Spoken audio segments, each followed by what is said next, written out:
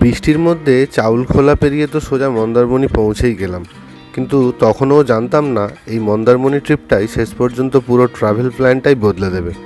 হোটেলে ঢোকার পর কিছুক্ষণ রেস্ট নেওয়ার পর যখন মন্দারমণির চারপাশটা একটু ভালো করে এক্সপ্লোর করতে শুরু করলাম, তখন এমন একটা সত্যি সামনে এলো যেটা সত্যি বলতে আমি আগে সেভাবে ভাবিনি। আর শেষ পর্যন্ত সেই কারণে আমাদের একটা বড় সিদ্ধান্ত নিতে হলো, কেন এক রাতেই মন্দারমণি সেরে সোজা দীঘার উদ্দেশ্যে রওনা দিতে হলো, কি এমন পেলাম এখানে আর কি এমন পেলাম না যার জন্য এত তাড়াতাড়ি প্ল্যান বদলে ফেললাম।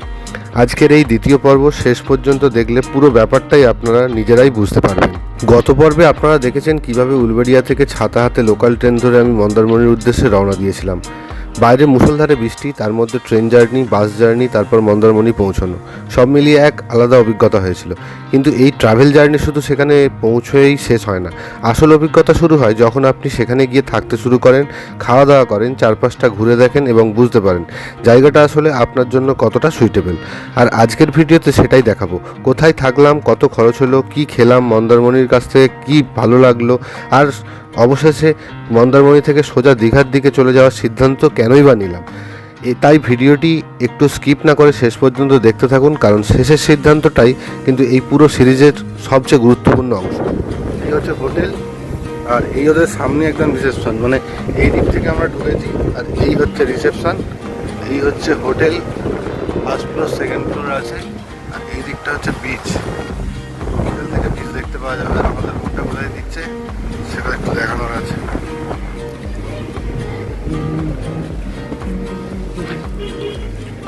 আচ্ছা, ডকুমেন্টস কী কী লাগবে? প্রত্যেকের আধার কার্ড হলেই হয়ে যাবে, ড্রাইভিং লাইসেন্স হলেও হয়ে যাবে। ঠিক আছে, রুম আছে একটু বলুন না। 24টা রুম আছে। আচ্ছা, 24টার মধ্যে ক্যাটাগরি কী কী আছে? ডিলাক্স রুম আছে, সুপার ডিলাক্স আছে, আচ্ছা, সুপার ডিলাক্স বেড আছে, 4 বেড আছে। আর প্রাইস কীরকম থাকে? প্রাইস কি ফ্ল্যাকচুয়েট হয় নাকি না একই থাকে? আপ ডাউন থাকে।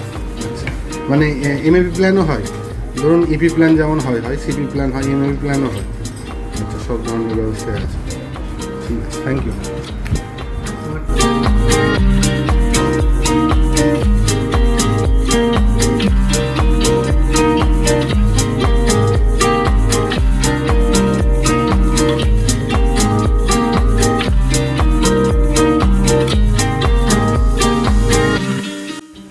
এই হচ্ছে রুম, আমরা আগেই এসে ঢুকে ঘেঁটে ফেলেছি, অনেক দেরি হয়ে গেছিলো বলে।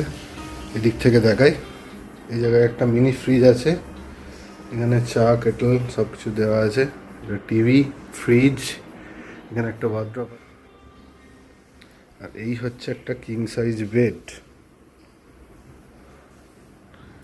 আর এইদিকে ডেস্ক একটা আছে, এই জায়গাটা ডেস্ক, আর এই দিকে হচ্ছে সোফা দেওয়া আছে বসার জন্যে, আর এই দিকটা একটা লাইট দেওয়া আছে। আর এই হচ্ছে বাথরুম, বাথরুমের ভেতরে এখন স্নান করছে তাই এখন দেখাতে পারবো না। বাথরুমটা অনেকটা স্পেস আছে। আর এই হচ্ছে ব্যালকনি, যেটা হচ্ছে গিয়ে ফ্রন্ট ভিউ। এই হচ্ছে ফ্রন্ট ভিউ, ব্যালকনি থেকে পুরো সমুদ্র দেখা যাচ্ছে, সুন্দর হাওয়া চলছে। বাপরে বাপ, যা হাওয়া চলছে ছিটকে দেবে মনে হচ্ছে, সুন্দর হাওয়া। এই হচ্ছে ব্যাক সাইডটা এটার হোটেলের, আর এই সাইডটা হচ্ছে বিচ, বিচ থেকে হোটেলের পুরো ভিউ। এই হচ্ছে এখানে সুইমিং পুল, মানে আলাদাই একটা ব্যাপার, খুব সুন্দর লাগছে বিষয়টা। তো পুরো ভিডিও দেখাবো তোমাদেরকে আরও। সবে এসেছি, লাঞ্চ করব, লাঞ্চ করে তারপরে বেরোবো, বেরিয়ে সব কিছু তোমাদেরকে দেখাবো। ওই দূরে এই হচ্ছে আমাদের হোটেল, আর এই হচ্ছে বিচ, প্রচণ্ড হাওয়া হচ্ছে। এই হচ্ছে বিচ, বিশাল হাওয়া। তবে দীঘার মতো এখানে অত ভিড় নেই, তোমরা চাইলে আসতেই পারো। আর এখন ঘড়ির কাঁটায় বাজে 4:30, এত সুন্দর হাওয়া দিচ্ছে, আর এই বিচ এত সুন্দর ফাঁকা, মানে দেখার মতো, বিভৎস হাওয়া দিচ্ছে, দেখার মতো হাওয়া, মানে দাঁড়িয়ে থাকতে পারবে না, এত সুন্দর হাওয়া। এটা হচ্ছে মন্দারমণি সি বিচ, আর এখানে এসে তোমরা বসতে পারো, এই সুন্দর অনুভব করতে, সুন্দর ওয়েদারের অনুভব করতে পারো। যেহেতু বর্ষাকাল আর ওয়েদারটাও বৃষ্টি থেমে গেছে, দারুণ ওয়েদার। যেহেতু আমাদের আগে থেকেই হোটেল বুক করা ছিল, তাই এত বৃষ্টির মধ্যেও নির্ভয়ে চলে এসেছিলাম। হোটেল ভাড়া পড়েছিল 2500 টাকা প্রত্যেক রাত্রি পিছু, সঙ্গে ইনক্লুডিং ব্রেকফাস্ট।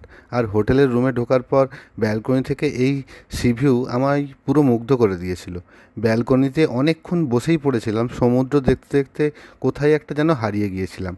এবার আসি গুরুত্বপূর্ণ ব্যাপারে। আগেই বললাম 2500 টাকা প্রত্যেক রাত্রি পিছু, এবং এই দামের মধ্যে কি কি পেয়েছি সেটা ভিডিও দেখে বুঝতেই পারছেন আপনারা। দুপুরের খাবার শেষ করে একটু রেস্ট নিয়ে বিচে ঘুরছিলাম। তারপর সন্ধেবেলায় বেরিয়ে পড়েছিলাম লোকাল মার্কেট এক্সপ্লোর করতে। হোটেল সিপাল মন্দারমণি থেকে লোকাল মার্কেট 10 মিনিটের মতো সময় লেগেছিল।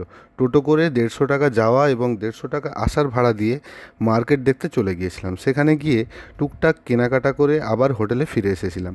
তারপর ওই টোটো ভাইয়ের থেকেই জানতে পারি আর কিছু এখানে ঘোরার জায়গা সেরকম নেই। তাই রাতে সবাই মিলেই খেতে খেতে ডিসিশন নিলাম পরদিন চেক আউট করে দীঘা চলে যাওয়া হবে।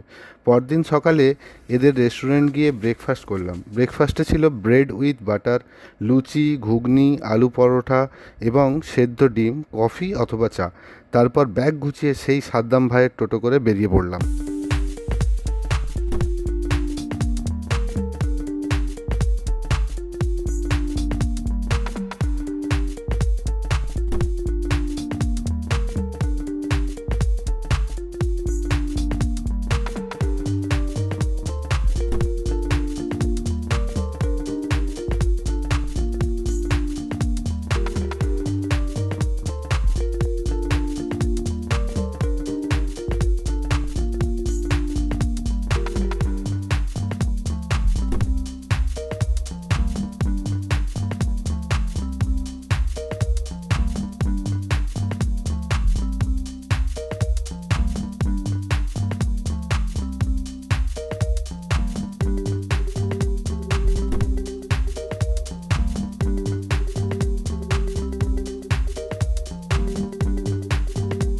পরদিন সকালে ওয়েদার ছিল একদম পরিষ্কার। টোটো করে যেতে যেতে মেরিন ড্রাইভের এই রাস্তা থেকে সমুদ্র দেখার অনুভূতি ছিল একদম অন্যরকম।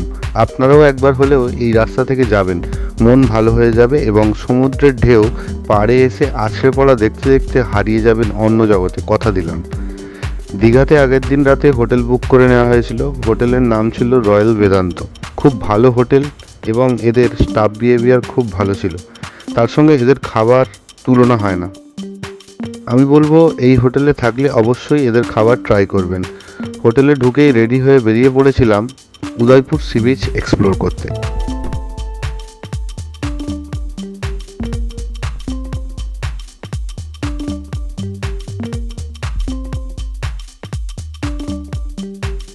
উদয়পুরে এসে কাঁকড়া খেতে একদম ভুলো না তোমরা। হোটেল থেকে উদয়পুর সি বিচ ভাড়া নিয়েছিল 100 টাকা। কাঁকড়া রান্না করে পড়েছিল প্রায় 200 টাকা।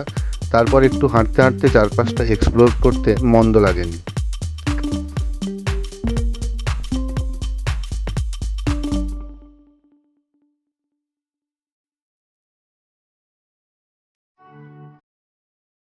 সন্ধেবেলা দীঘা জগন্নাথ টেম্পল দেখে মার্কেট ঘুরলাম। অনেক ধরনের অনেক কিছু কেনাকাটাও করলাম আমরা। বিচ ঘুরলাম। তারপরে একটু সময় নিয়ে বসেছিলাম বিচে, তারপর চলে এসেছিলাম হোটেলে।